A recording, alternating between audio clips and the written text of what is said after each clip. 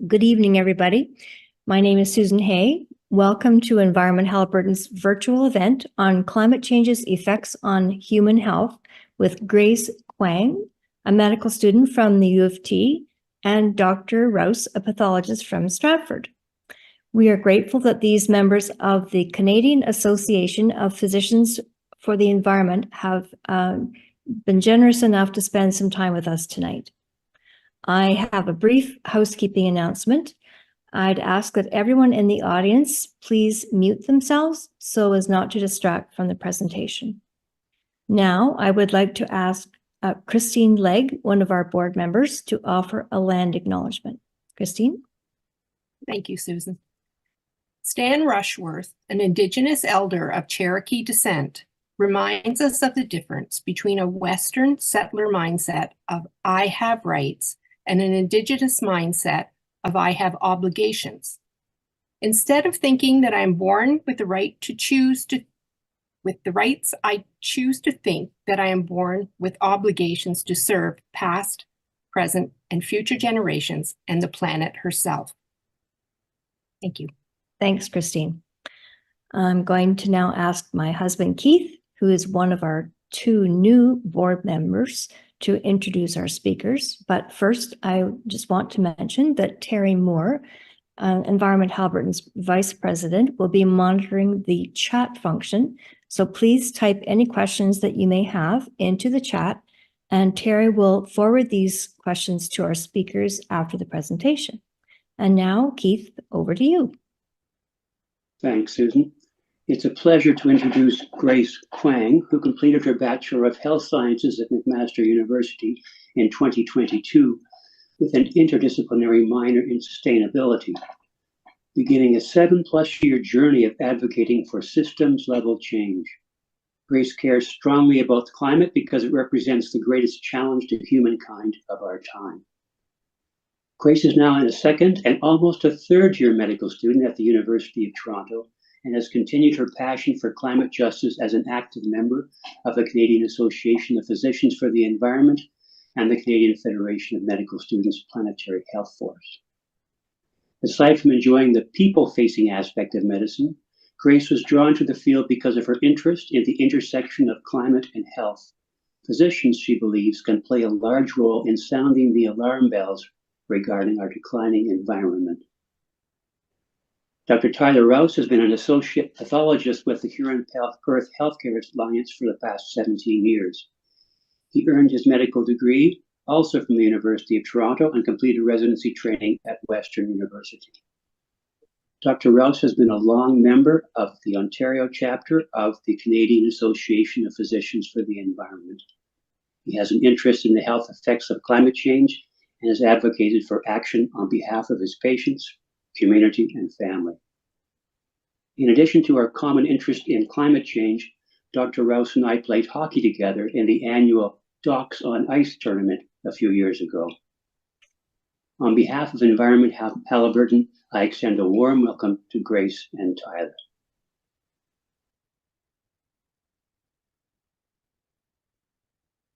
Thank you very much, Keith, for your kind words in your introduction. And welcome everybody to our talk on, we're calling this Climate and Health 101. Next slide. I don't know, Grace, do you want to speak to your picture?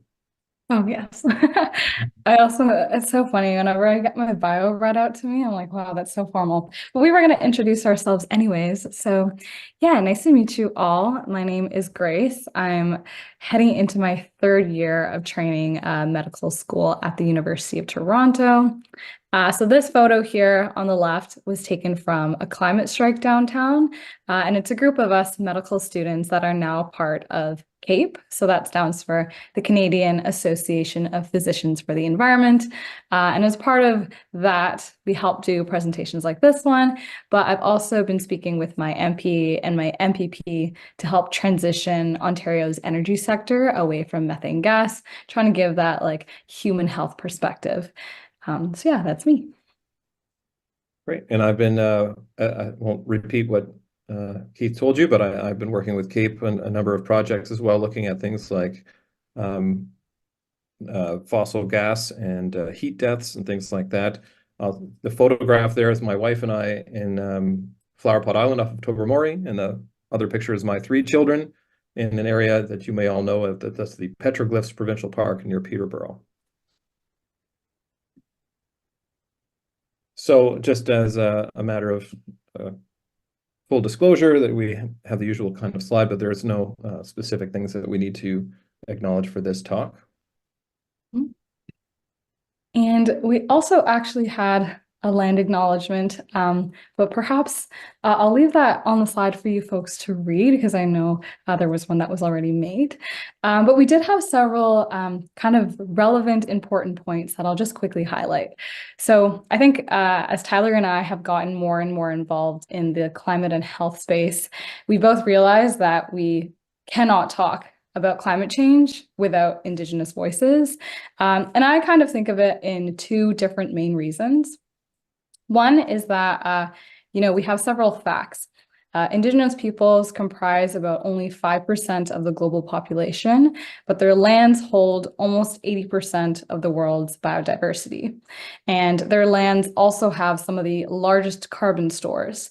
So that then makes, our advocacy, which is largely involved with trying to preserve biodiversity and also keep those carbon stores in the ground, very directly aligned with advocating for Indigenous rights along with their lands and ways of being. So that's one aspect. And then the other aspect is we know many Indigenous folks live in areas where they're experiencing climate change impacts firsthand, and they have thousands of years of accumulated traditional knowledge. So they bring really, really relevant perspectives on how the environment is changing and solutions for restoring habitat. And I have a couple of other examples that are sprinkled throughout the rest of the presentation as well. So just to give you a brief overview of our talk today, we have 3 objectives. First, we're going to discuss some direct and indirect physical and mental health impacts of climate change, both in your local area and our country. We are going to then discuss a few individual and system level opportunities to advocate for reduced climate health impacts. And then finally, explain some of the, develop an appreciation for how framing climate change as a health issue can be a very effective tool to persuade people to make changes. So part 1, climate impacts on health, aka we're answering the question, why the heck would a medical student and a doctor care about climate change? So I don't normally like to read directly from slides. I don't think that's a great way to present, but in this case, I think this quote is powerful enough that it deserves to be read out. So climate change is inextricably linked to health. That's why the World Health Organization identified climate change as this century's single biggest health threat. Slow action is akin to no action, from a previous president of the CMA. So if you're going to take one message out of this talk, if there's anything you remember, it is that climate change is inextricably linked to health. Over the next few slides, we're going to walk through 4 specific examples of this. But before we dive right into those 4 examples of how climate change impacts health, I thought it would be important for us to understand why climate can actually impact health. And this is informed by a concept known as planetary health. So if we look kind of on this left-hand side of the screen with this like globe, this kind of image pretty much encompasses planetary health. So if we start at the very smallest bubble, you have one person, could just be you. And then we zoom out a little bit more and you get public health. So that's people population. So the public health of Ontarians, the public health of Haliburtons. And then we zoom out a little bit more, you get global health. That's the health of people all across the globe. You zoom out a little more and you get One Health, which then adds the animals in. And then finally, the farthest circle is planetary health. And so that refers to the health of humans and the natural systems on which we depend on. And so it recognizes that the well-being of both humans and the planet are deeply intertwined. And so I found that this idea was really greatly expanded on in the book that's pictured on the right-hand side. And so that's written by scholar Robin Wall-Kamara. She's an Indigenous scholar. It's a fantastic book. It's one of my favorite climate books.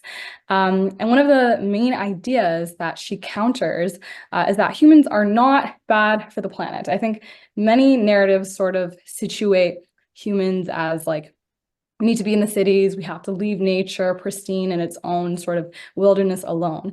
But she actually argues that we are very connected, that her people have always been part of ecosystems. And actually, with this climate change, what we've lost is not the earth, but our inherent relationship to the earth. So I find that Indigenous framing is really, really critical, as I've mentioned kind of earlier. And another example within the book is she talks about how many of her people see Earth as actually an extension of a family, like a family member or almost like a body part. And so with that framing, if you pollute the Earth, if you kill the Earth, it's almost like the equivalent of losing an arm. So you can see how, like, if you were to frame it that way, you wouldn't want to harm the planet because it would be obviously detrimental to your own human health. Okay, so we are going to get into our first scenario, and can I ask any of the Zoom participants if they would be willing to read out the case for us? Sure, I'd be happy to. This is 101 for docs anyway. You're working in the emergency department at HHS when Mr. Dan Thompson, age 71, is brought by ambulance after neighbors saw him collapse outside during the heat wave. According to bystanders, Mr. Thompson was found confused in his backyard where he had been gardening for several hours. On arrival, Mr. Thompson vomited twice and is complaining of a headache and dizziness. His skin is red, hot, and dry, and his body temperature is measured at 30 degrees Celsius. Great, thank you. Does anybody know what Mr. Thompson is suffering from? You can just shout it out if you want. Heat stress. Yes, exactly. So next slide. So we're going to talk a little bit about heat stroke here. So Mr. Thompson's altered mental status and signs of dehydration after exposure to extreme heat fits with the diagnosis of heat stroke.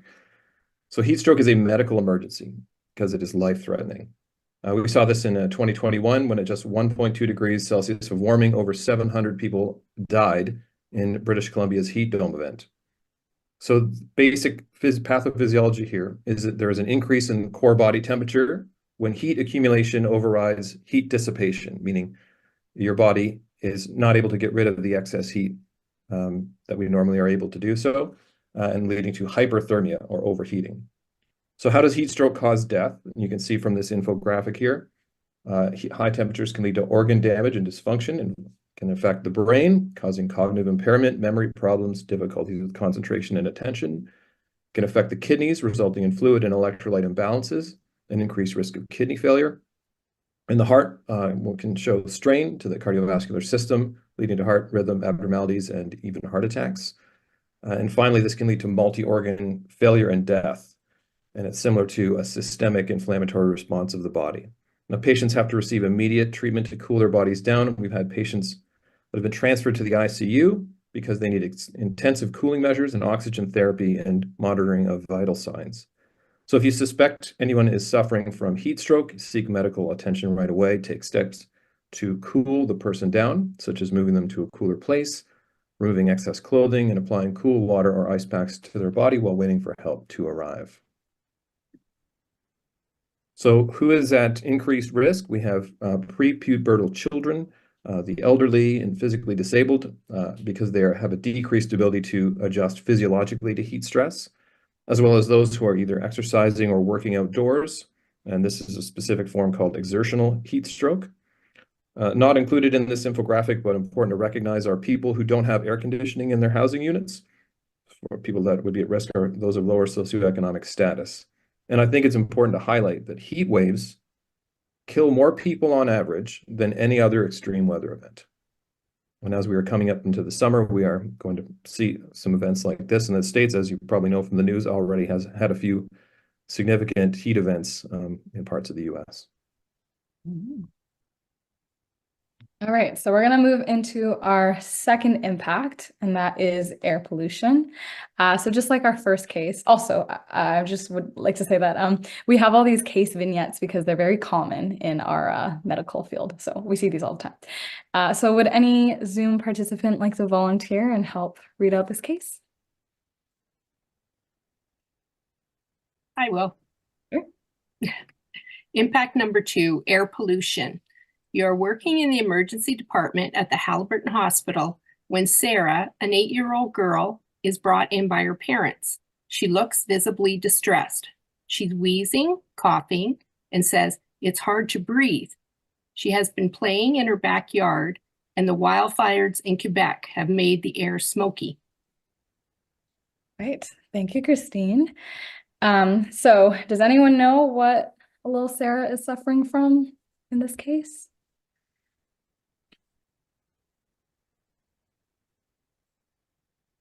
Might have a puffer. Asthmatic attack? Correct. Okay.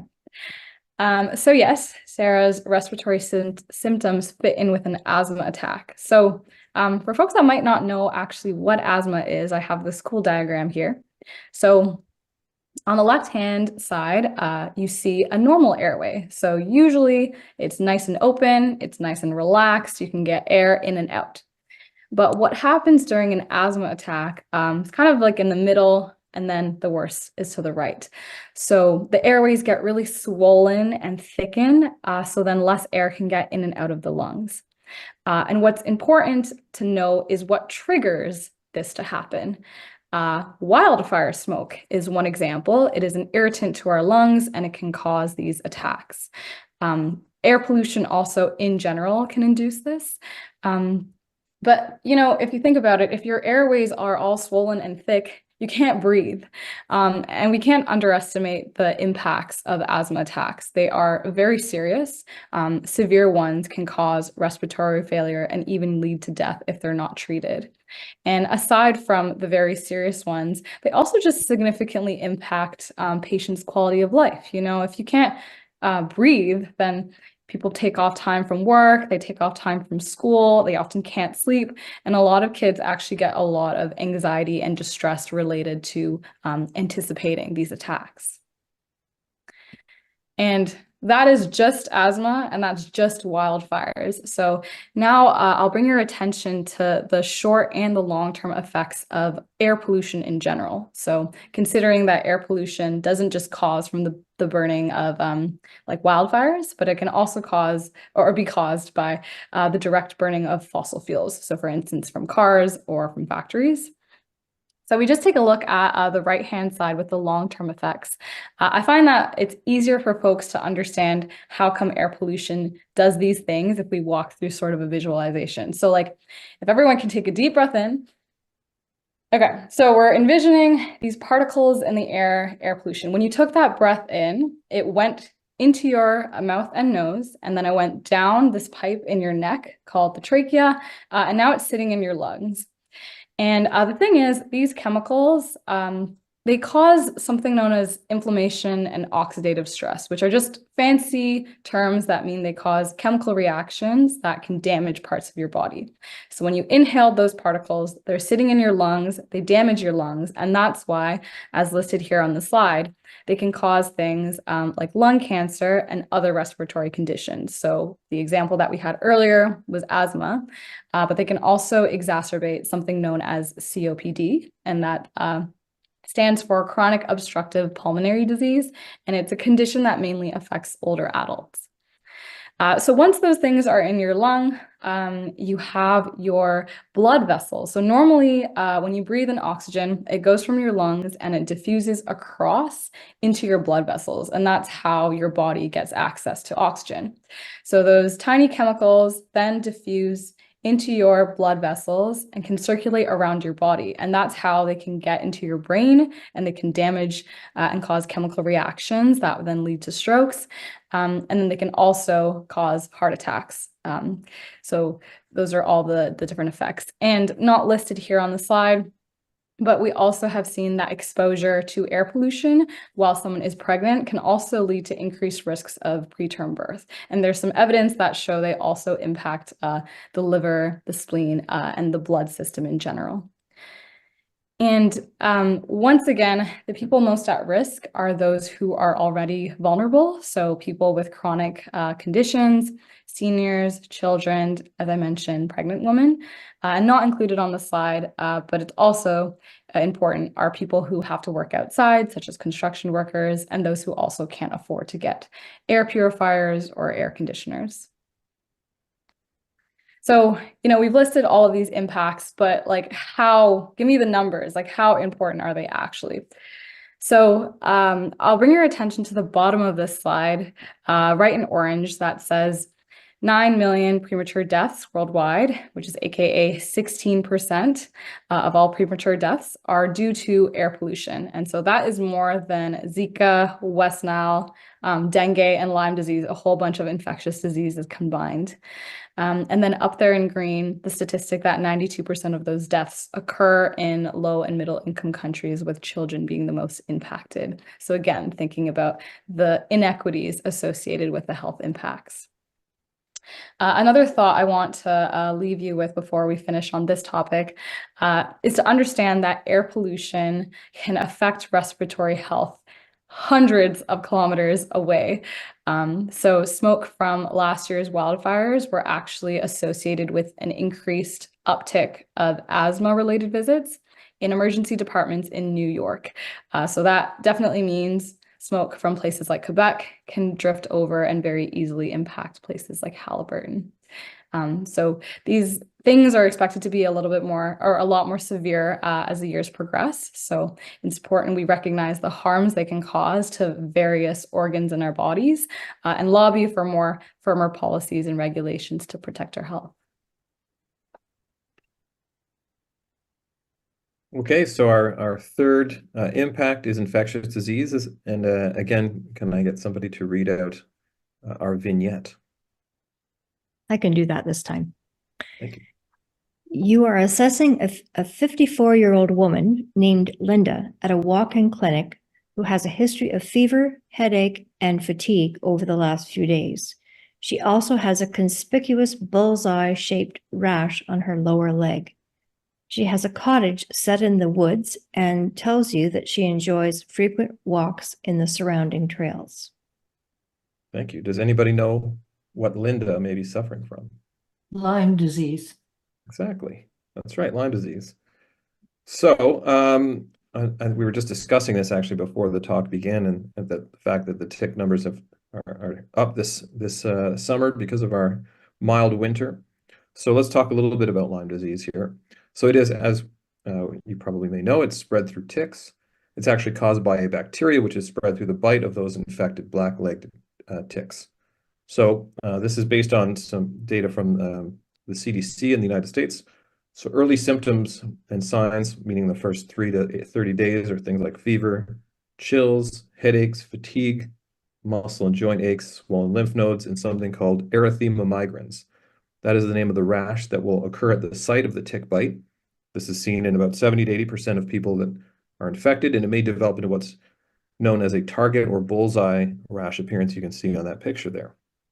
Later signs and symptoms, meaning over days and months, you can get severe headaches, neck stiffness, facial palsies, arthritis, musculoskeletal pains, and even heart palpitations and irregular heartbeats, shortness of breath, dizziness, and even inflammation of the central nervous system.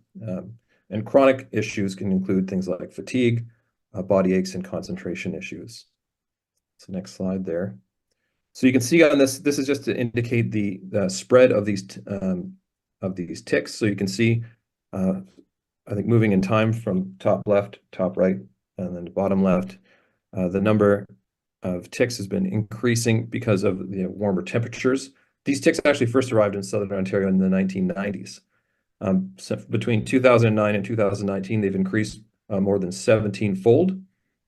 And as I said, climate change impacts tick populations through longer, hotter summers, milder winters, which promotes tick rates of survival, growth, and reproduction. So in addition to that, Changes in climate, including increasing temperatures and changes to precipitation and severity of extreme weather events, will impact what are called vector-borne diseases. So a little trivia, I won't ask anybody to answer, but I'll just ask you to think about it for a second. What do you think is the deadliest animal to humans? And if you said mosquito, you are correct. It kills more people than any other creature in the world. And that is one of the, in this example, most of these are spread by mosquitoes. So if you look at the top left, that is looking at the risk of endemic vector-borne diseases, meaning ones that are already here, but they are increasing due to changes mentioned from the weather. This is, as I said, these transmission cycles respond to increasing climate variability. So some examples are West Nile virus, or something called California serogroup viruses. Another way that they can affect us is if you look at the bottom. As the temperatures warm, a lot of these, like a lot of mosquito growth can occur going towards the poles, and things like Eastern equine encephalitis. There's a lot of these names you've probably never heard of, a lot of strange viruses, but they're in the US and are moving up into Canada. And then finally, there are a number of viruses that are abroad that can now be, that are sort of considered exotic or tropical and subtropical, that can now become endemic here just through people traveling and then arriving here, and things like chikungunya, which you may have heard of, dengue fever, Rift Valley fever, Japanese encephalitis, and malaria. And of interest, I was just saying this earlier, that malaria was actually eradicated in the US in the early 1950s, but it has actually started to become endemic in some of the southern parts of the US, as they're having cases that are spread person to person within the US now because of these increasing temperatures. So another infectious disease issue can be harmful algal blooms. So these are growth of these algae which produce a toxin that is harmful to people and animals and cause mild things like irritation of eyes and skin, and then become more severe with things like headache, fever, diarrhea, abdominal pain, nausea, and vomiting. And they can even involve the nervous system and affect the liver. And as I was preparing for this talk, I was looking at Halliburton, and apparently you guys have had a few of these algal blooms in your area in the past few years. So that's another impact of climate change on health. And then finally, I was going to talk about poor water quality. So this is when we have these intense storms and rainfalls that overwhelm our wastewater systems, and then untreated water with harmful bacteria can get into our lakes and rivers, leading to diarrheal illnesses. And children are actually more susceptible as well because they often play in the sand, which contain the bacteria. Okay, so we've covered heat stuff, we've covered air pollution, we talked about infectious diseases, and the last example we'll give is related to mental health. So just like our other cases, can I get a volunteer to read out this case?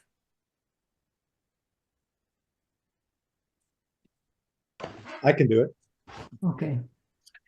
So you come home after a long day volunteering with Environment Halliburton to your kids, Emma, age 16, and Connor, age 13. They've always been environmentally conscious kids, participating in local cleanup events and advocating for eco-friendly practices in their community. However, over the past year, Emma's had difficulty falling asleep, concentrating at school, and today she tells you, I feel helpless, like nothing I do is going to make any meaningful impact. Connor doesn't understand. What's Emma saying? Are we all doomed? Thank you, Terry.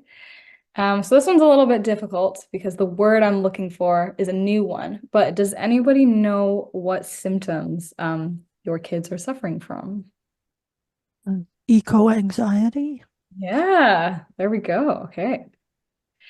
So yeah, these are all symptoms of an emerging new term in psychiatry that's known as eco-anxiety. And I'll give some statistics, personal story, and some other examples to better explain what that means. So here's a graph that was taken from a study on 1,000 young Canadians aged 16 to 25 on this topic of climate-related anxiety. And I'll just highlight some interesting stats I found. So if you kind of look at the top right in the dark blue, 78% reported that climate change impacts their overall mental health. Just below that in the green, 71% felt angry about the Canadian government's response to climate change. And then if you look at the top left in blue, almost 40% are hesitant to have children as a result. And I find that very interesting because I think that is a generational shift in this type of thinking. And to bring these statistics kind of home, I wanted to talk about even, my own personal story, because I am a young Canadian that is between the ages of 16 to 25, and I do experience eco-anxiety. I find as a medical student, I have the learning that I do inside, and then there's the reality of what I'm going to be facing outside. So I remember last summer, stuck in my apartment, just studying for exams. And I was stuck in my apartment because there was wildfire smoke outside, so I couldn't step outside. And it was just this feeling that I'm doing so much, I'm learning so much because I want to be the best doctor that I can be. But I also recognize that there's all these things that are going on outside, and that the healthcare system is not going to be prepared for, and that patient diseases are going to be so much more exacerbated and different than what I'm studying right now. And that just it's this really disheartening feeling, you're a young person, you just want to be able to study, and you just want to enjoy being young, I guess. But there's the harsh realities of things that you have to be serious about. So I often find myself anxious and sometimes unable to sleep. And I know many of my peers feel very similar ways. So worldwide, I'll just speak to a couple more examples of how eco-anxiety can manifest in really severe and disheartening ways. So post-Hurricane Maria, we saw that children developed post-traumatic stress disorder, so PTSD, at almost double the rates of the general population. In India, there were approximately 70,000 farmer suicides, and many of those were connected to rising temperatures in the region, in addition to many socioeconomic and political reasons. And finally, there's a man named David Buckle who lit himself on fire in 2018 in Brooklyn to call attention to the climate plight. And so you can see that mental health related to the climate has very varying presentations. And I think sometimes when we say mental health, it sounds very vague, but we have to remember that these are real people and their livelihoods and their lives that are at play. The other piece that I want to touch on in relation to eco-anxiety is our approach to how we deal with solutions related to mental health. So that kind of starts with this guy on the left. I don't know if anybody knows who this man is. Might want to unmute. Maybe. Okay, it's kind of hard. I'm not sure, but this is René Descartes. So yes, he is the founder of the Cartesian separation of mind and body model. And it was very foundational to medicine, but essentially it's the idea that, there's this sickness kind of like in your body, and it's separate from your mind. And I think that model can sometimes be problematic when we talk about anxiety and depression as a mental illness. And I think this is very well explained by this quote by Bruce Levine, who's a prominent eco-psychologist. And he kind of said, when you start labeling these mental health problems as a sickness, political awareness sometimes starts to drift away. PTSD was a diagnosis in vogue after the Vietnam War. The effects of PTSD are real, but in retrospect, were we not better off calling this problem being messed up by war? And along the same lines of thinking, this is another quote from one of my favorite books, All We Can Save. And it asks the question, if we are sick because society is sick, shouldn't society be treated alongside the patient? So I think basically these quotes are speaking to the idea that oftentimes When we say an individual has eco-anxiety or eco-depression or mental illness, sometimes it situates the problem within that person. It's like, okay, it's that patient's mind that we need to fix. But I think these quotes exemplify that sometimes the problem is not just within that person. We need to ask, what are these bigger system level things that are causing so many patients, so many young people to be feeling this way?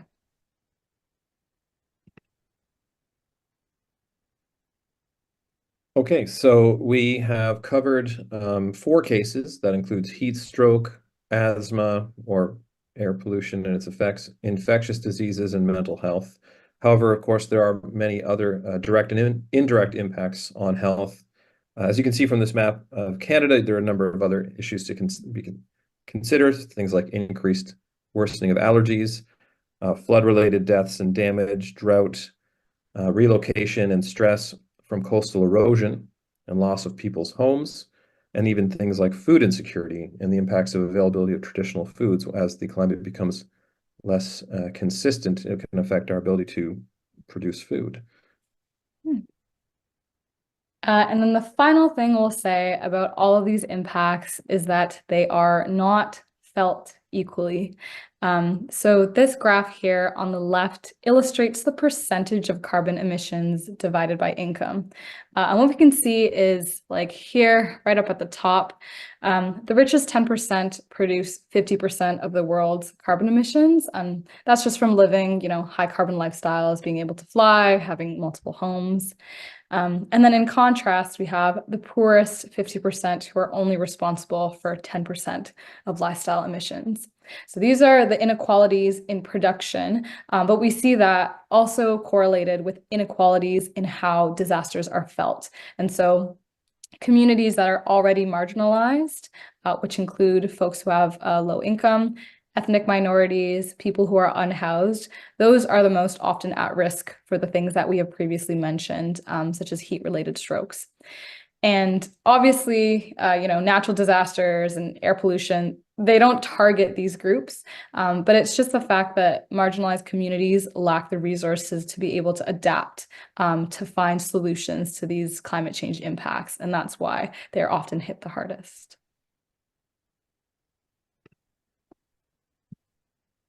So we'll move into part 2 now, which is what can you do?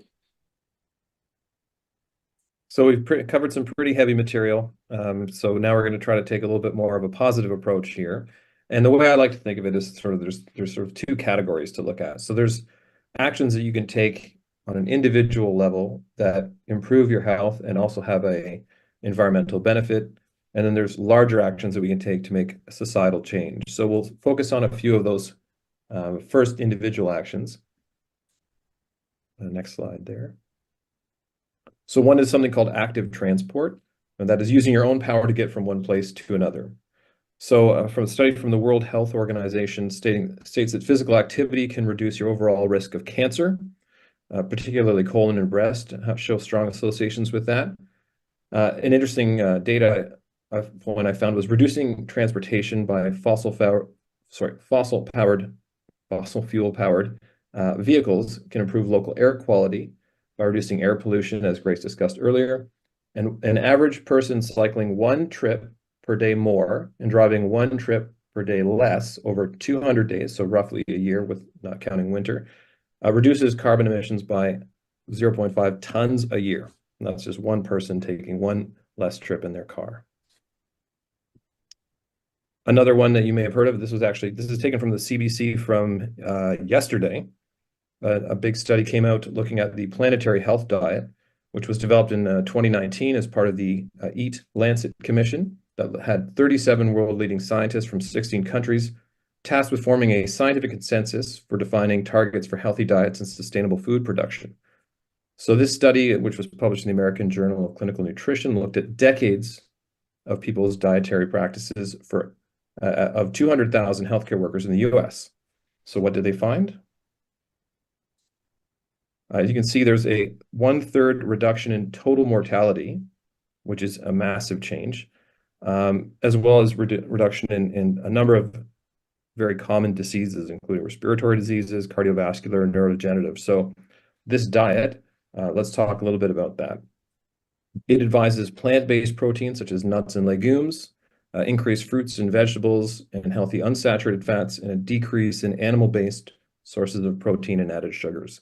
So that's a change on a personal level that dramatically improves your health, but also has an impact on planetary health. As I'm sure many of you people in this audience know, the production of meat is a very carbon-intensive process.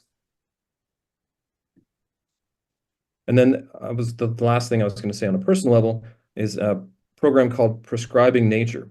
So the BC Parks Foundation launched a Prescription for Nature project in 2020, which was expanded to all provinces in February of 2021 and endorsed by the Canadian Medical Association in 2022. And it's simply asking physicians or other healthcare professionals to prescribe spending time in nature for people's health. And it's actually shown dramatic improvements in anxiety and depression, and even affecting respiratory and cardiovascular disease. We are designed to be in contact with nature. That's, I think, a theme throughout this talk that we've had, is that we're meant to be in contact with the natural world. So protecting these spaces is not only important for its own sake, but it actually impacts our health. So, as Tyler has mentioned, there are a ton of great individual lifestyle things you can do to not only reduce your impact on the climate, but also improve the health of yourself and the planet. And this is summarized by a lot of these kind of like lifestyle graphics that we've seen. However, I think the more Tyler and I have learned about this issue, the more we sometimes grapple with this type of framing for several reasons. And I think the first is very well encapsulated by this tweet. So BP, who they're a huge fossil fuel company, tweeted out and said, "The first step to reducing your emissions is to know where you stand. Find out your #carbon footprint with our new calculator and share your pledge today." And then somebody else retweeted and responded and said, "I pledge not to spill 4.9 million barrels of oil into the Gulf of Mexico." So I think this tweet just really encapsulates that the concept of a carbon footprint actually was created by huge fossil fuel companies like BP. And they came up with the concept because it blames the crisis on individuals. When we know that fossil fuel companies are responsible and they have fueled these massive misinformation campaigns to just cover up all their polluting activities. So that's one reason I sometimes question that framing. And the other reason is that oftentimes lifestyle choices aren't accessible to everyone. So, for instance, if you live in the suburbs, it's really hard to live car-free. And people can get really consumed by, shame and guilt about lifestyle choices, or sometimes can feel powerless when they don't feel like they're being a perfect environmentalist. And I've certainly felt that way sometimes. And I say all these things not to dissuade folks from lifestyle choices, because I think anything that keeps us focused moment to moment when you're making conscious decisions about what you eat and where you go to buy things, like all of that has to be a good thing. The only reason I say this is I think when we zoom out and we talk about these climate-induced health impacts, we can't lose sight of why they occur in the first place. So here on this slide, we've talked about the health impacts, and we've also talked and made that link, hopefully, about how climate change related things can then impact health. But if we take, one step further back, we have to remind ourselves that the reason why those climate disasters are occurring more frequently and with more severity is because of the burning of fossil fuels. So that means that, yes, lifestyle choices do matter and they intersect with many parts of this graph. But we are going to need some sort of systemic change to eliminate fossil fuels to stop this thing that's right at the beginning. And even though that might be a bit of a harder target to hit, I find this framing helpful because it means that if we change the system, then, for instance, if we convert all of our energy sources from fossil fuels to renewables, we can change millions of people's carbon footprints, and as a result, change millions of people's health statuses without them actually needing to do anything at a personal lifestyle challenge level. So to that extent, Tyler is going to talk a little bit on some more community and system level ways outside of just an individual person to address this. So I thought this infographic was very good in that what can we do about the climate crisis? One of the easiest and most important things we can do is talk to our family and friends about climate change. And I will say, as someone who's been in this for a number of years, even I don't do that as much as I should because it's difficult, right? It feels uncomfortable. But I have noticed, and I wonder if you in the audience have noticed this as well, more and more people have sort of been making comments as it's more and more frequently in the news and people are thinking about it more and more.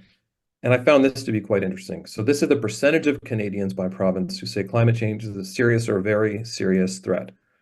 I mean, even in some of the provinces you would expect to be numbers to be low, it's still pretty significant. And this is a serious or very serious threat. So the chances are that most of your family and friends are thinking about this and are worried about it.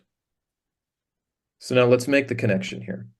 So there's 4 ways in this study looked at 4 ways to frame climate change: economic, environmental, health, and migration.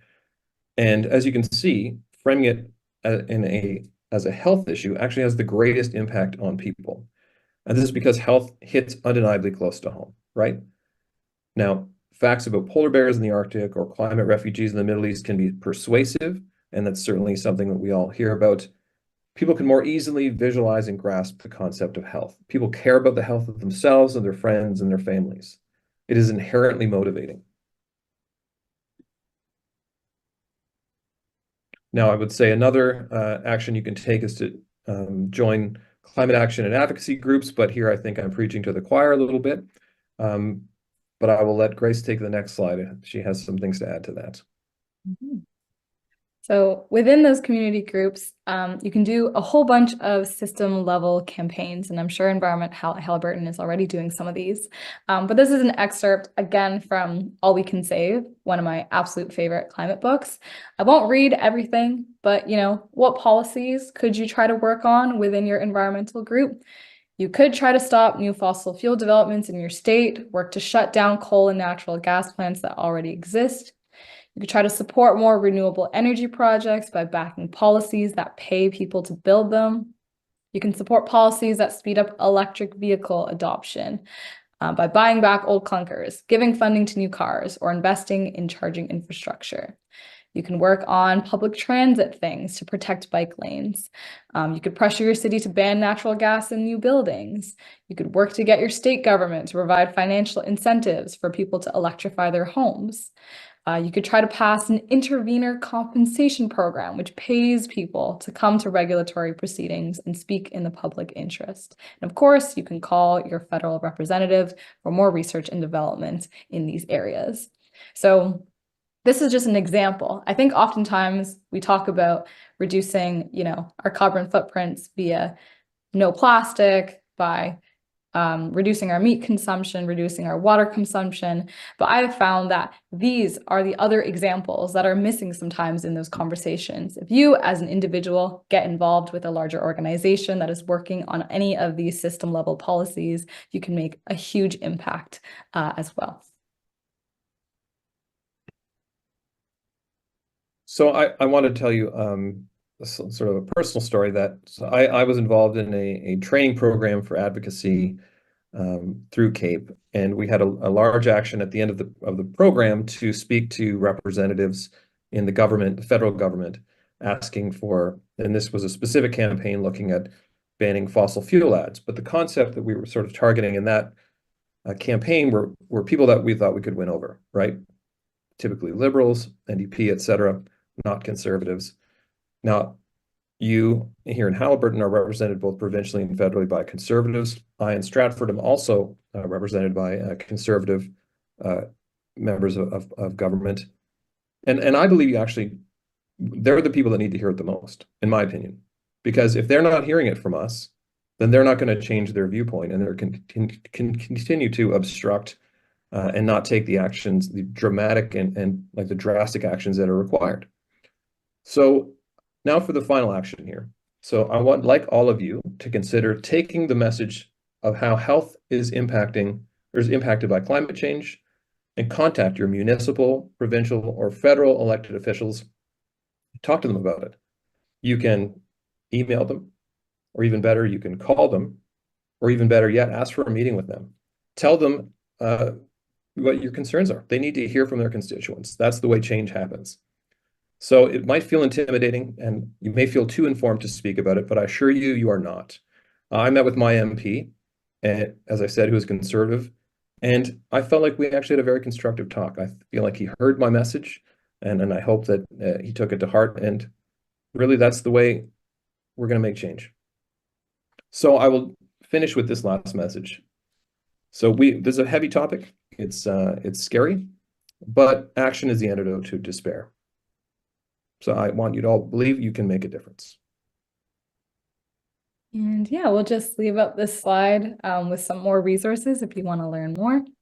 And we'd be happy to take any questions or comments, or just generally have a nice discussion. Okay. Thank you for that. I think that was a really good view of all of the territory that we could possibly focus on with respect to the health impacts from climate change. I want to call on another doctor, this time Dr. Nell Thomas, a local family physician, and give her an opportunity to either make the first comment of this evening as we get into the Q&A period, or to ask a question. So Nell, are you there? I am, and I finally been able to unmute myself. Thanks, Terry. Did you hear me? Yes, go ahead. Maybe we could stop sharing at that point. So yes, so we can see everybody. I've tried a few times to unmute myself to participate when called upon earlier, but I was unsuccessful. It's little buttons on iPhones. Sorry. Thank you so much, Grace and Dr. Rouse. Really, really a wonderful synopsis. Easy to follow, hit all the main points. Perfection. Thank you. I knew ahead of time I was to initiate, or I guess start off the Q&A here tonight, because Terry and Susan had mentioned to me that it would be a good idea. So I had some questions prepared here about half an hour ago, and then you answered them. But I am going to ask one of them anyway. One of my questions was, how do you see us getting more involved with our politicians? So we have misinformation and disinformation surrounding us and flattening us and discouraging us.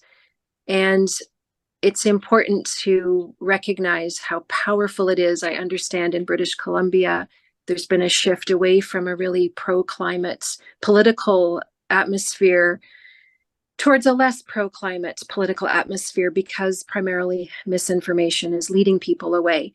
So my first question was, how do you see us participating more with our politicians? And I think actually, Dr. Rouse, you just answered that.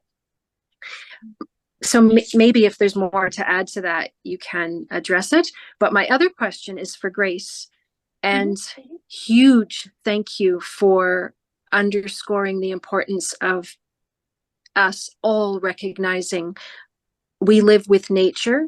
Nature is primary. We come from nature, and the indigenous approach to the planet, the traditional indigenous approach to the planet, is the only one.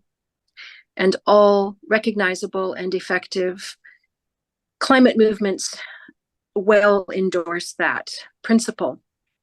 So I have a few emails that come in every now and then from different groups, and I'm wondering if you can add to it. I have one called ECO, used to have a different name, but now it's called ECO, but it's American. I don't really have a Canadian large environmental indigenous group, possibly Cultural Survival. It's been around for about 51 years. And I don't want to put you on the spot, but do you have any indigenous groups that we can either financially or by rolling up our sleeves and becoming more involved support, because of the critical importance of supporting these movements? Fantastic two questions. I have a quick response for the first, and that is when you can't speak to statistics or misinformation because there's just too much going on and someone said this, someone said that, different scientists, whatever. I always find that speaking to your personal story is undeniable. Nobody can say that what you experienced personally was somehow wrong. And the story that I always come to as like a health person is I talk about how in my first year anatomy lab, I looked at this pair of lungs that was just like black. And I asked my teaching assistant if this patient had been some sort of smoker. And they told me that no, they had just lived in a very polluted neighborhood in the east end of downtown Toronto. And like you tell a politician that, and like how can they say that what you saw was somehow not real? So I always find that the personal stories are great, and especially now that you have been given all of these climate and health angles, if you're able to look through your personal life and see how that can interact with a personal story, bringing that angle to your political representative would be fantastic. And then to your second question, yeah, I think Terry already put it in the chat. You did. Climate Action is a great organization to support. They have tons of resources as well that I usually pull from for doing presentations like these. Terrific. Thank you. I don't know if Tyler wanted to add anything or if we should go to Bob. Okay, No, I think that's great. Thank you. Oh, okay. So if I just want to remind people, if you've got any comments or questions, if you could put them in chat, then that'll probably be an easier way for us to organize the Q&A period. But so take your, any question, any comment that you want to make, please put it in chat and we'll work our way through those questions. In the meantime, maybe I could start off with asking you a question about the sort of sense that on the one hand, it's been more important for us to focus on reducing emissions, the so-called mitigation side of the equation, and not spend as much time talking about adaptation because it's been seen to be, somehow detracting from the important message that we just have to drive down greenhouse gas emissions. Could you say something about how you view that kind of relationship between, stop digging the hole any deeper, and then helping people basically deal with the kind of changes that are already in the pipeline, so to speak? I can say a little bit about that. So in my work with CAPE, so as again, it's a Canadian Association of Physicians for the Environment. They're looking at taking action for both. So, for example, one of the campaigns we're working on is to eliminate natural gas expansion in the province, right? So that is trying for reducing emissions, but we're also advocating for creating a plan for heat events, right? So one of the things that we looked at, Australia, for example, has a fantastic program where they send out alerts to people's phones when there is a heat event in the region and making sure that there are places where people can be, like cooling centers and things like that, and connecting people to that information. So at least the group that we are working with is considering that adaptation aspect as well, especially in the healthcare field. Another part of that is a big push to get healthcare facilities to be prepared for these kind of events, right? And asking that they have plans in place for some of these extreme weather events. So you're absolutely right to bring that up. That is a crucial point that I feel like that is becoming more, at least within some of the groups I work in, is it become more awareness of that. So I'm hoping that it's not a one or the other, either or, it's both. I do think Bob Carter had his hand up for a while there too, unless Grace had something more to say. Anybody else on that? Okay, so what? Sorry, Bob, you want to say it verbally? Yeah. Oh, you just muted yourself, Bob. Okay, how's that? Go ahead. We can hear you. So a comment first of all about your note about speaking to your MP and MPP. I'm a local politician. I attend both the AMO and Roma conferences, and speak to the government officials and ministers and so on. And you're right. Nobody brings this up to the Conservative MPs and MPPs because they've got this preconceived notion that A, these people may be evil, or B, they won't listen. And that's really kind of far from the truth, particularly when you can frame this when in their own best interest. It's unfortunate when on the list of things to do, when you say, stop eating red meat, stop eating dairy, because as a politician there, you've just lost all the agricultural community, which is still fairly significant in this country. It really needs to be more along the lines of saying, replace meat, or, transition off of, or something like that. I'm always really amazed that, for the conservatives, particularly say the provincial conservatives in Ontario, if they were to take a more open, welcoming stance to climate change and this whole area, like there's nobody to the right of them. Anytime they start to become a little bit more accepting of this, they take a little bit of support from the Liberals or the NDP. So there's a real self-interest for them. And at the end of the day, we want to manipulate the politicians as much as possible to get them to start taking the actions that we want, for all the reasons that we've discussed. So your comment about speaking to the MPs and the MPPs, even if they are conservatives, is, I think, very well founded. Well, and I would just add to that too, and again, the message here is that health impacts everybody, all voters, regardless of political party. So your comment about farmers is well taken, but health is climate change doesn't selectively harm people who don't vote conservative, right? So their constituents are at risk too, and I think that is a very powerful message.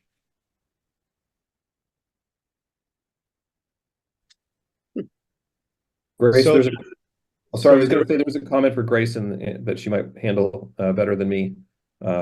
Right, did you see the question or comment in the chat, Grace?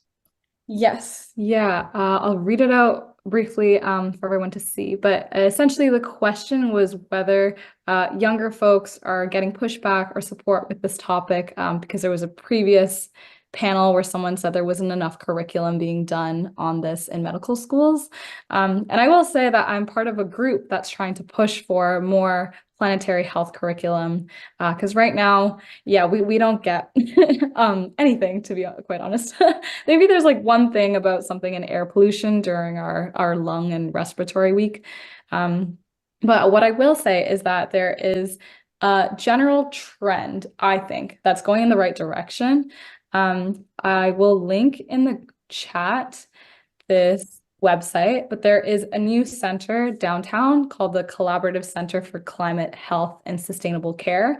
And what's really cool is that this is collaborative across, I think it's so we have the School of Public Health, the Faculty of Medicine, the Faculty of Nursing, and the Faculty of Pharmacy. So it's new this year. They have a student training program and I think a new conference in September. So if any of you are actually involved in, I think, any I would say like research or quality improvement projects, I think they are looking for abstracts probably in a couple of months for this symposium. But yeah, I will say most doctors that I talk to and educators are open. It's just kind of a grapple because there are always like the medical school curriculum gets taught to everyone. So there are a lot of different shall I say, like interests at play that are competing for time in our curriculum. I think it's going in the right direction, though. I'm hopeful. And I would say some of our associations, provincially and federally, are recognizing the importance of planetary health. So as a continuing medical education, I would sort of say that is people are becoming more aware of that. And I like to think that I take every opportunity whenever they ask for any feedback. I always mention that.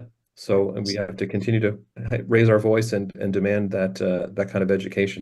And I will tie that in very quickly. So Wilma made a comment asking, some local politicians are advocating incineration as a means of reducing waste. What are our thoughts about that?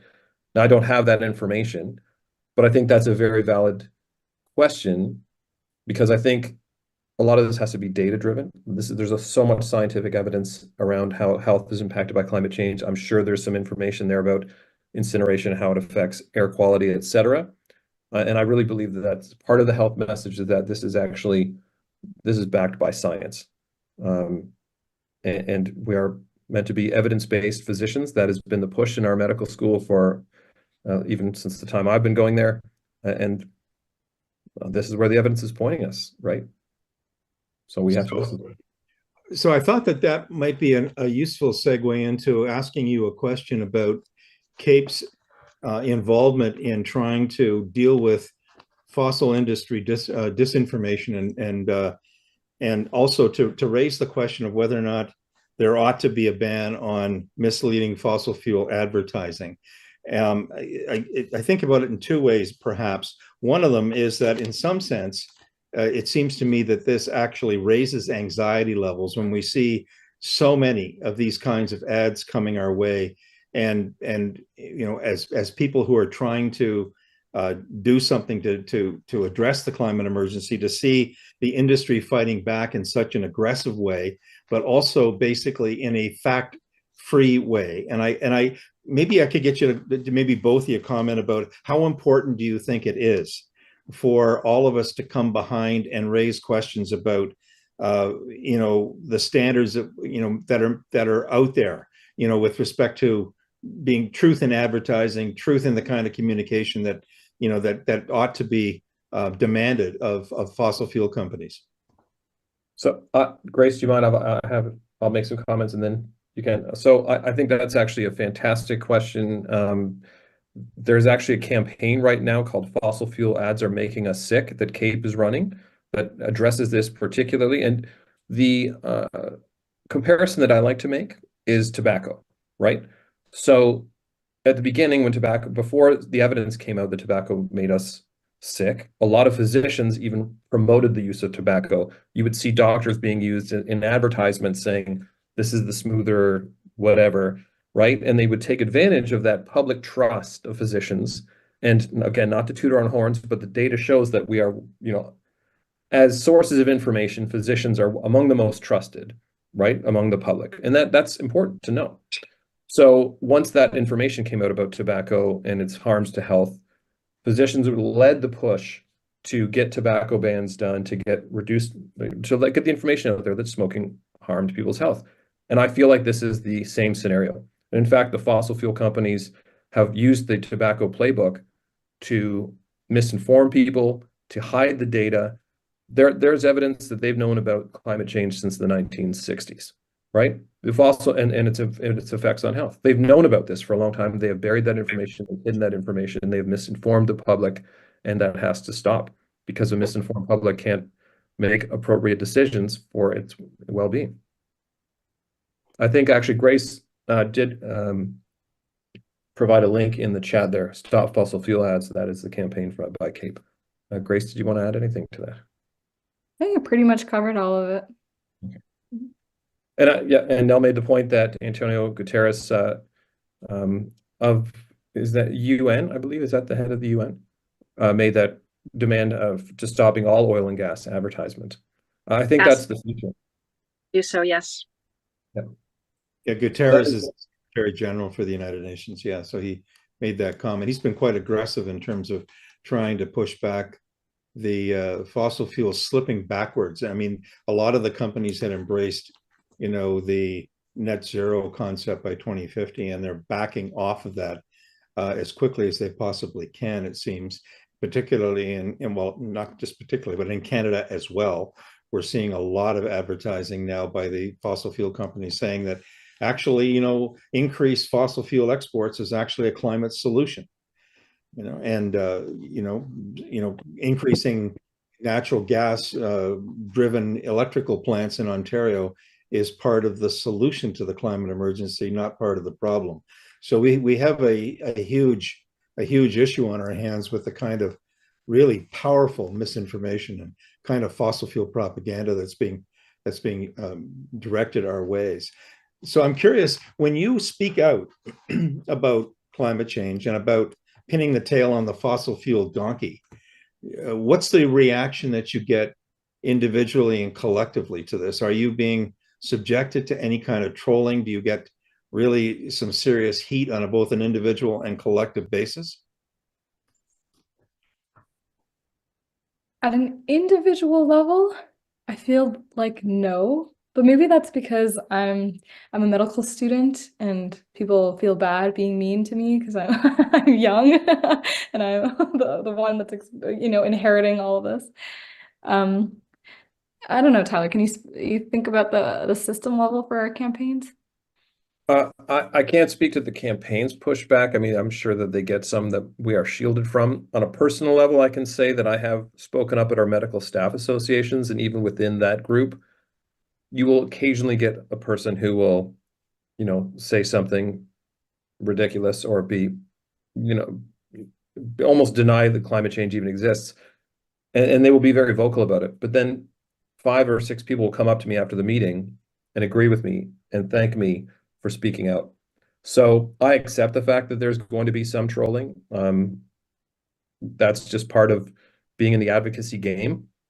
But as I pointed out to you in that presentation, the majority of the people in Canada know that this is a problem and know that this is a threat to us. And I feel like it is inherent, it's ethically our responsibility to speak out about it.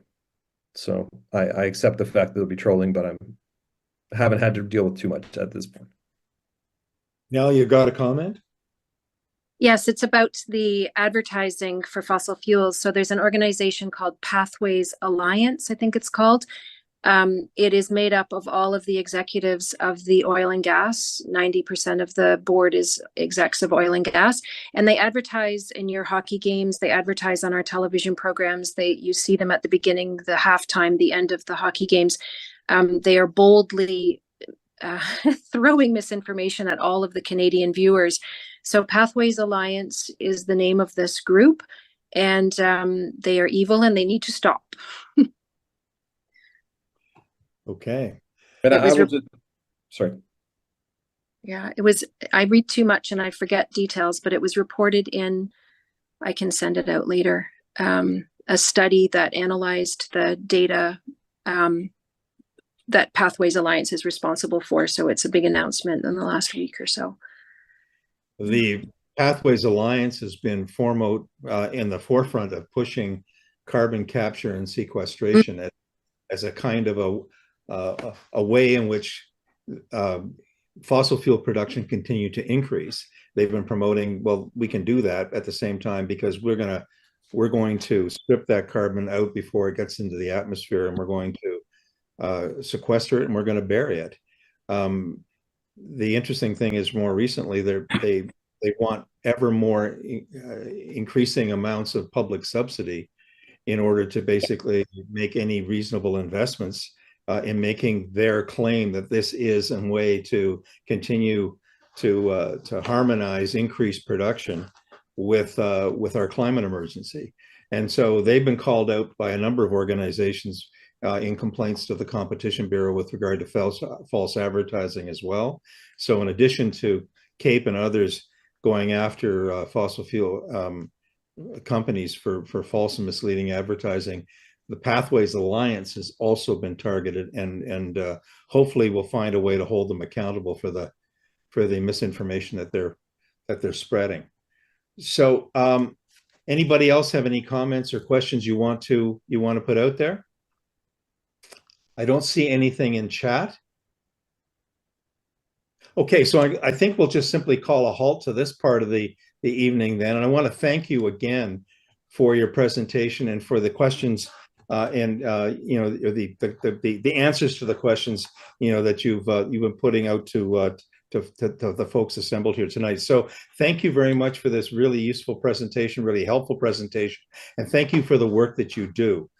I'm going to segue into a presentation. I think, Susan, that's what I'm supposed to do right now, is segue into that presentation. So I'm going to share my screen, and this is something that Nell is up to her eyeballs in, and so for a few other co-conspirators. So I'm going to put this on the screen, and hopefully that will be shared properly. Can you see that?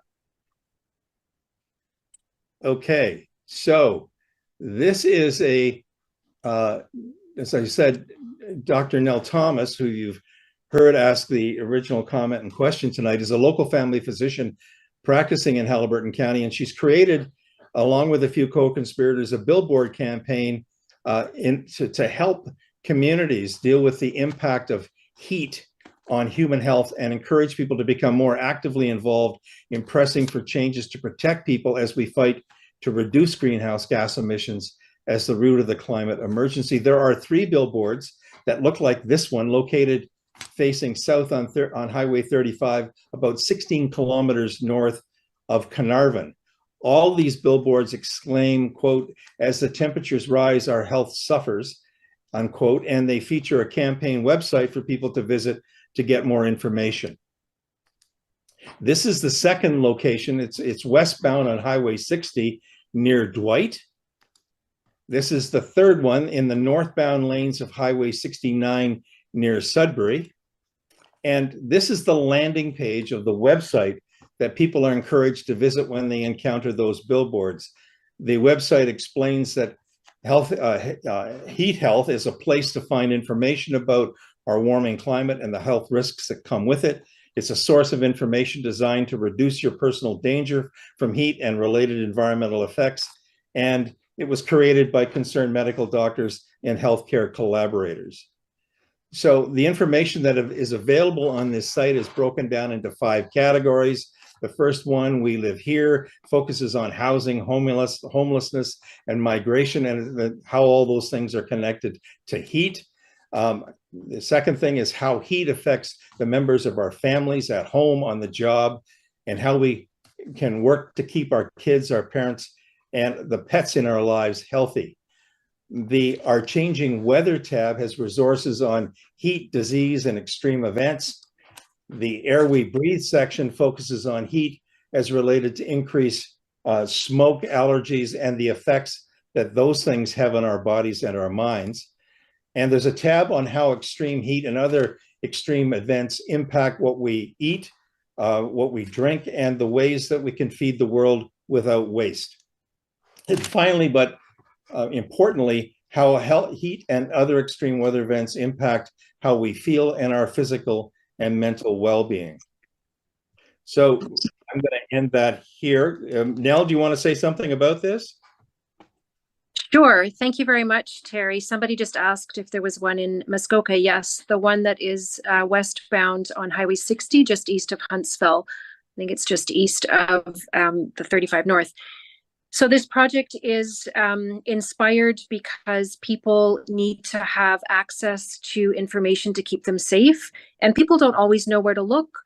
So this is mostly a compilation of resources that exist elsewhere.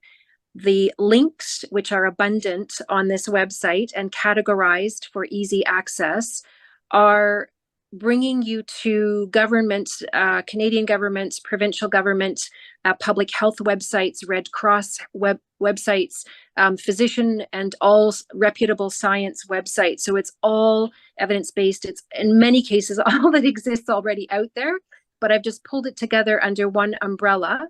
So people, as they're driving along in their cars and have nothing else to do, and they are my captive audience, will see the billboard, they will click on the website, and they will start thinking about their own personal health risks. For example, do they have an elderly person they're caring for? Do they have a home that they can perhaps improve in terms of making it more resilient to extreme weather events? So included in the website is how to make your home more resilient to floods, to wildfires, heat, etc. There's sections if you have chronic diseases like heart or lung diseases, how you can reduce your risks from wildfire days, poor air quality days. There's whole sections of links of apps to put on your phone, apps for tracking wildfires, for monitoring air quality, monitoring extreme weather, tornadoes, hurricanes, flooding, rain, etc. Links to websites to monitor weather patterns. The section on food is interesting because it mostly talks about how meat-based diets. Well, it starts out, there's a platform kind of backgrounder when you click on each of the 6 links or the 6 icons. The backgrounder introduces you to what will be in that section, and then you can proceed to the links, the information links. But the food section talks about, yes, the implications of continuing agriculture and how it's affecting the planet. Lots of statistics, lots of data. As my husband says, it's very dense. Or as last night I was interviewed on the Canoe Radio about this project, and the interviewer, Mike Jaycock, said, there's a lot to chew on. So yeah, you need to go at it. But I would say focus on, tell people to focus on the portions that are relevant to them. And you will definitely find sections that are relevant to you. I had in my office today a lovely, wonderful young woman, almost woman, 17-year-old patient who I hope is listening in tonight. And I gave her the link to sign up to listen into this tonight. And she was particularly interested in the section under the mental health icon that was for kids. So the whole bunch of informative links for kids.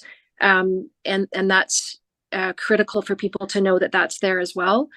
But it's a lot to chew on. It's very dense, and it's just a kind of a one-stop heat health resource smorgasbord. Well, thank you for doing this campaign. And I think that we're likely going to see, given the way the underlying conditions are building, that heat is going to be likely a problem again this summer. And hopefully that will draw people's attention to the need to pay really serious attention to what's going on. And hopefully, your billboard campaign will also help people, connect the dots between heat and the climate emergency and the things that we need to do to address it. So I thank you for doing that campaign. Thank you for the work that you do. And I think I'll turn things back over to Susan now for some final comments. Okay, thanks. So I'd like to add my thanks to Grace and Dr. Tyler Rouse, and also to Dr. Thomas for her passion and dedication. And I'd also like to thank our participants for joining us tonight. We have been working hard to find a speaker for this summer, but so far we don't have any commitments. However, we do have one exciting event to tell you about that's going to happen September the 21st in partnership with Hike Halliburton. One of our electrification group members, David Bathe, has a farm near Minden at which he has an array of solar panels and 2 kinds of heat pumps in 2 separate homes. We're going to have examples of different types of battery-operated tools like chainsaws, lawn mowers, outboard motors, snow blowers, several makes of electric vehicles, as well as people who can answer your questions. So stay tuned about that. And thanks again for listening to our presentation, and enjoy the rest of your evening. Good night.